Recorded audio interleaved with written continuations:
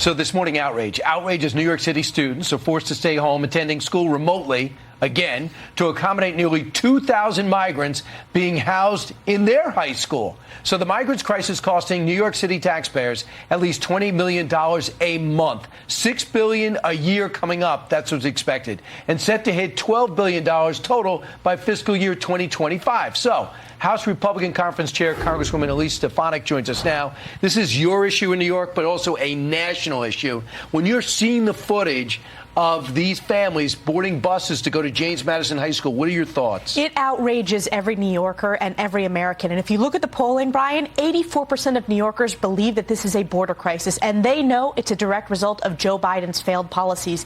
And Eric Adams and Kathy Hochul's failed policies when they rolled out the red carpet, claimed they're a sanctuary city, a sanctuary state. Now look at who's paying the price, hardworking New York families. And in the case of this school, over 60% of those kids come from economically disadvantaged families. Right. That is unacceptable. These parents now don't know what to do, and we know there is a negative impact when you're forced to do remote learning. So it is unacceptable.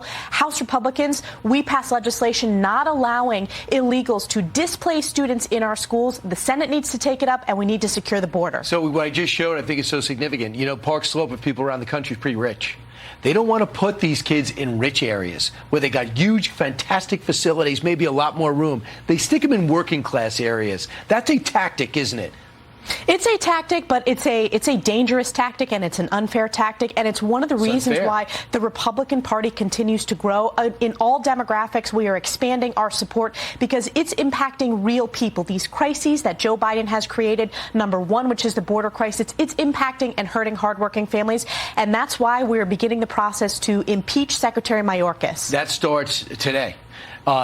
It's going to be tough to get the votes to actually impeach him, but the investigation focuses on what aspect of his job? It focuses on how he is not taking care of our country, which is a constitutional requirement for a cabinet secretary. It also focuses on the fact that he is not executing the laws.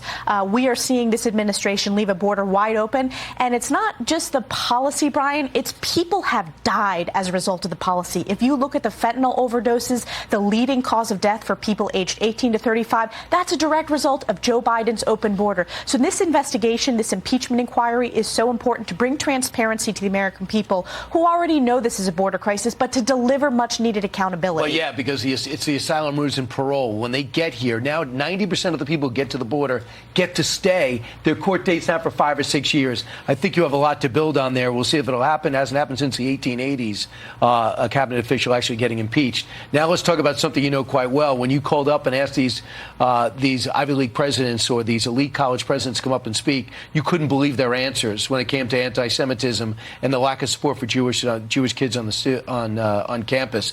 Now you're trying to find out if they followed up to make sure those people that with those anti-Semitic riots actually got prosecuted, kicked off, or punished. What are you looking to do? So this is the beginning of a very robust investigation. On Monday of this week, the head of the committee put out a document request to Harvard. They have 2 weeks to comply. The questions are very in-depth about how they address the rise of anti-Semitism on campus, whether it was disciplinary action taken. We're also looking at the offices of DEI, where we know at Harvard hundreds of students reached out, Jewish students who were concerned about the rise of anti-Semitism. They got zero response. Importantly, it's also looking at governance. The Harvard Corporation, who tried to brush this under the rug, and the fact that they tried to cover up the plagiarism scandal, which is very much tied into this because we discovered that with the scrutiny that was much deserved of Claudine Gay. And the big problem is people think it's just 3 colleges. It's not. Columbia blew off your meeting. They had some ridiculous excuse. NYU's an absolute mess. And all other colleges around the country are more like Harvard than not, sadly, when it comes to this.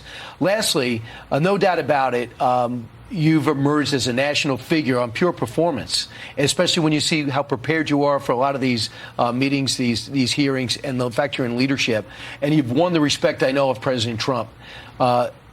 Are you officially somebody that he has spoken to about possibly as a running mate? I'm not going to get into the conversations that I have with President Trump. We speak frequently. I've said for a year now, Brian, I'm proud to be the first member of Congress to have endorsed President Trump for re-election, the first.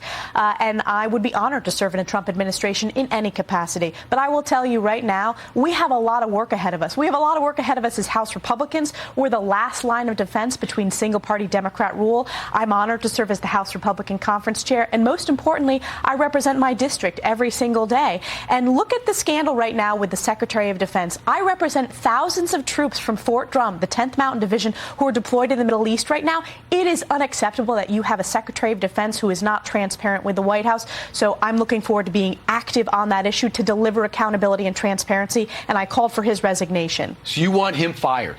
Absolutely. It has an impact on, first of all, adversaries are watching. If you look at the national security challenges around the world today, whether the Middle East on fire, whether you think about China continuing to be on the rise, continuing to watch for American weakness, this asserts American weakness, and it shows the White House has no idea what's going on. The fact that they did not know, the President of the United States did not know, it is unheard of. This is why I called for the Secretary to resign. This is why we're doing an investigation. Pass the budget, get some border reform, and besides that, finish up strong. And don't oust your speaker. Those are some of the things on your docket. Elise Stefanik, thanks so much. Thanks.